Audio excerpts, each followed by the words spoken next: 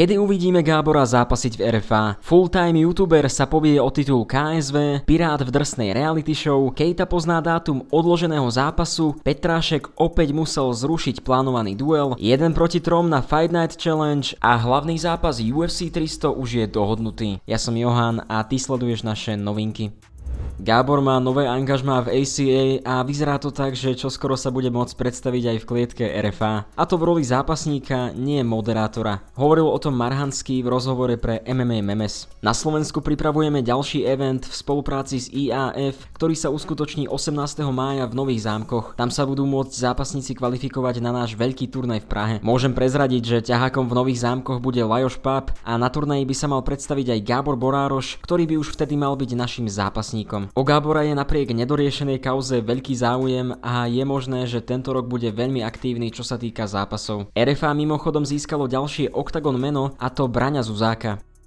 Leo Brichta sa v podstate už o niekoľko hodín postaví v Liberci do klietky, aby zabojoval o titul KSV. Podľa fanúšikovskej ankety zápasník roka, zahraničný zápasník roka, podpis roka a takisto víťaz v kategórii zápas roka spolu so Šimanským bude hrdo reprezentovať youtuberskú komunitu v hlavnom zápase KSV 91. Jediný full-time youtuber, ktorý bude bojovať o titul v MMA. Kolega z branže sa vrátil zo športového dôchodku len aby zabojoval o to najcennejšie, a tak si to v sobotu večer pozrite, fandite a užívajte.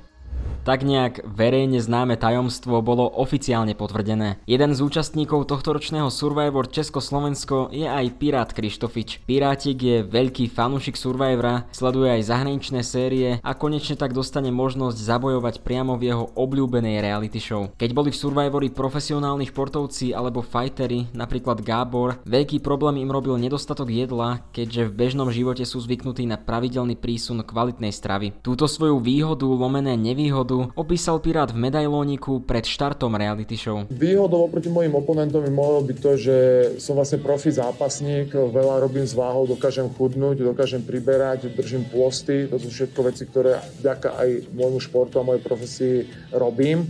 Môže sa to podpísať ako nevýhoda samozrejme, keďže to väčšie telo potrebuje viac akože energie, ale nejdem sa nad tým rozptylovať teraz, idem proste bojovať. Lozené Keita kvôli zraneniu nohy nemôže nastúpiť v Ostrave v prvom kole Game Changeru. Fanúšikovia ale mali zľutovanie a povolili výnimočnú zmenu pravidiel, vďaka ktorej Keita ostane súčasťou hlavnej pyramídy Game Changeru. Odhlasovali totiž, že sa jeho zápas so Sardarim môže presunúť na iný turnaj. Presunutý bol iba o 2 mesiace neskôr na turnaj vo Frankfurte, kde jedným z highlightov večera bude súboj Broža proti Ekerlinovi.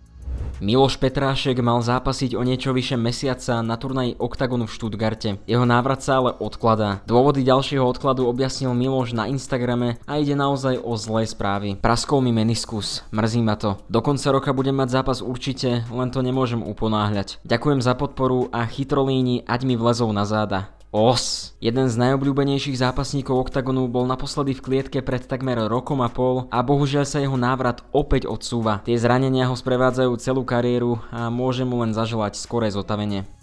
Blíži sa nám FNC 6, ktoré sa bude opäť konať na štadióne Ondreja Nepelu. V hlavnom zápase sa proti sebe postavia stálica FNC reper Flex King proti o 20 kg ťažšiemu stricovi Filipovi zo Startidapu. Okrem toho uvidíme aj dosť veľký bizar zápas 1 proti 3. Erik Tlkanec sa v ringu postaví naraz proti 2 súperom, fitnessákom, ktorí budú mať k dispozícii ešte jedného náhradníka, ktorý môže kedykoľvek vystriedať svojho spolubojovníka. Na karte nebudú chýbať aj ďalšie celebritky alebo aj profi boxery.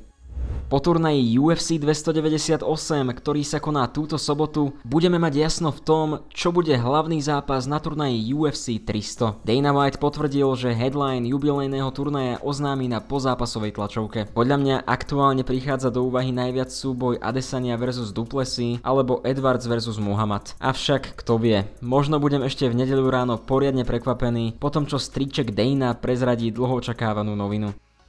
V sobotu je na programe KSV 91 nabité českými zápasníkmi s Brichtom, ktorý pôjde o titul, a takisto aj UFC 298, ako vždy v noci zo soboty na nedeľu. Tam sa o titul perovej váhy pobijú Volkanovský a Topuria.